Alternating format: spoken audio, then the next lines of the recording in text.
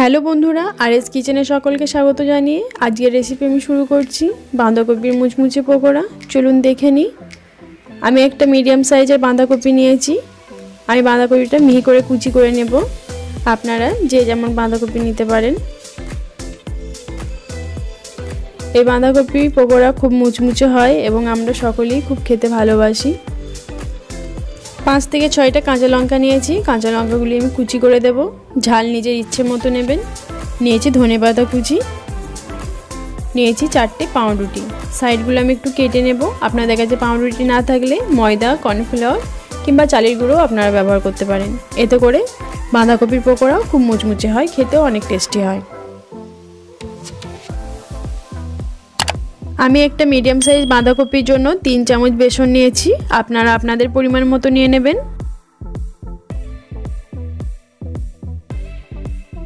আমি এখানে কুচি করে বাঁধাকপির উপর অল্প পরিমাণ নুন দিয়ে নেব। আর নুনটা বাঁধাকপির সঙ্গে ভালো করে মিশিয়ে নেব। বাঁধাকপির মধ্যে যে পানিটা থাকবে সেটা আমি বার করে নেব।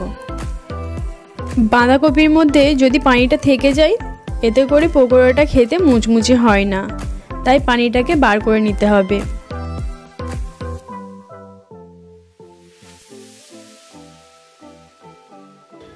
বাঁধাকপির মধ্যে থেকে পানিটা আমি বার করে নিয়েছি। এবার এই পানিটা আমি ফেলে দেব। ভালো করে নিংড়ে বাঁধাকপির মধ্যে থেকে পানিটাকে বার করে ফেলে দিতে হবে।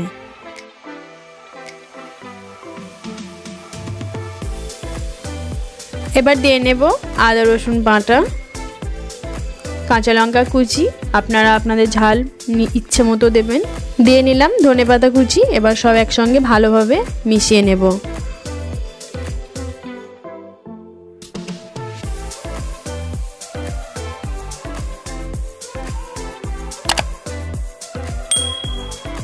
এবার আমি সব মশলাগুলো দিয়ে দেব।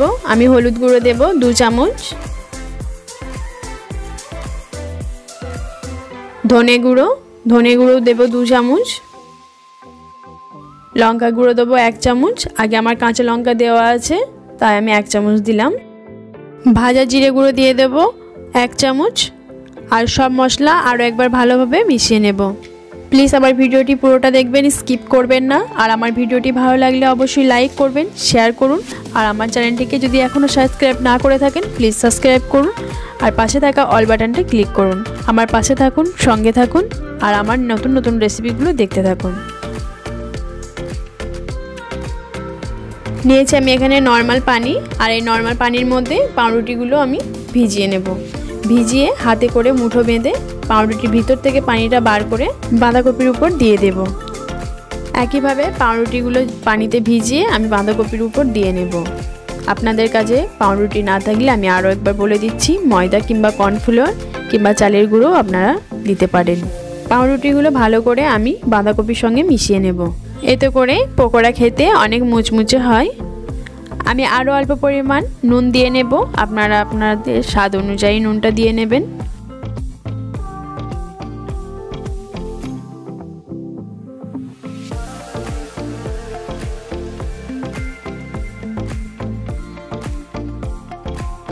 বাঁধাকপির উপরে আমি আরও একটা মশলা দিয়ে দিচ্ছি। আর এই মশলাটা দিলে বাঁধাকপির পকোড়া খেতে অনেক সুন্দর হয়। এটা হলো ম্যাগি মশলা। এটা সবাই আমরা চিনে থাকি এবং ম্যাগি আমরা আশা করি সবাই খেয়েছি।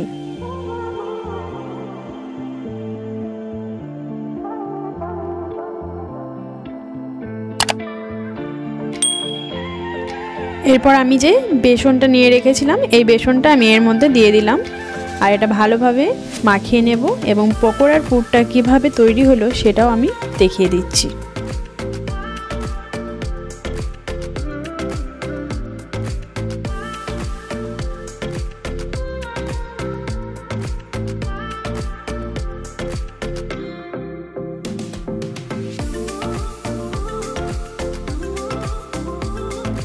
পকোড়া তৈরি করার জন্য বাঁধাকপির পুর আমাদের তৈরি হয়ে গেছে। এবার আমি গ্যাস জ্বালিয়ে কড়াই বসিয়ে দেব। আর কড়াইয়ের মধ্যে তেল দিয়ে নেব পকোড়া ভাজার জন্য। তেল গরম হয়ে এসেছে। এইরকম একটা বাটিতে আপনারা পানি নিয়ে নেবেন। আর এই পানি আপনারা অল্প করে হাতে দিয়ে নেবেন। তারপরে পকোড়ার পুরটা দিয়ে আপনারা একটা শেপ বানিয়ে তেলের মধ্যে দিয়ে নেবেন। এতে করে হাতের মধ্যে পকোড়ার পুরটা লেগেও যাবে না আর পকোড়ার শেপটা অনেক সুন্দর হয়। আপনারা নিজেদের ইচ্ছে মতো শেপ দিয়ে নেবেন।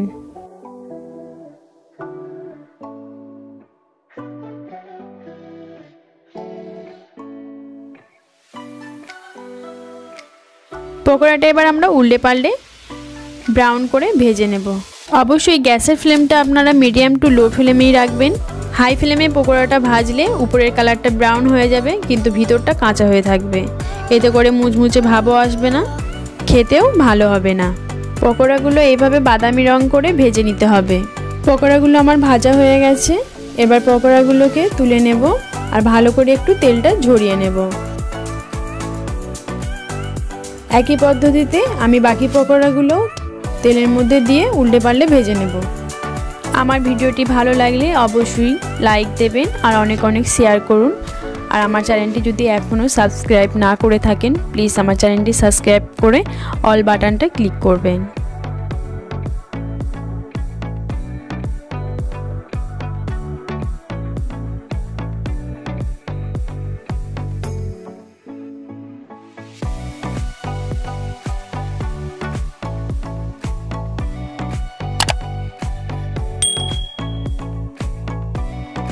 আমার সব পকোড়াগুলো ভাজা হয়ে গেছে। আপনারা বাড়িতে এই পকোড়ার রেসিপিটা অবশ্যই ট্রাই করবেন।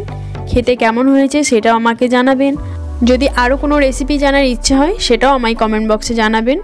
আর প্লিজ আমার চ্যানেলটিকে সাবস্ক্রাইব করুন। আপনাদের ভালোবাসা, আশীর্বাদ, দোয়ায় যেন আমি আরও নতুন নতুন রেসিপি আনতে পারি। আমার পাশে থাকুন, আমাকে সাপোর্ট করুন।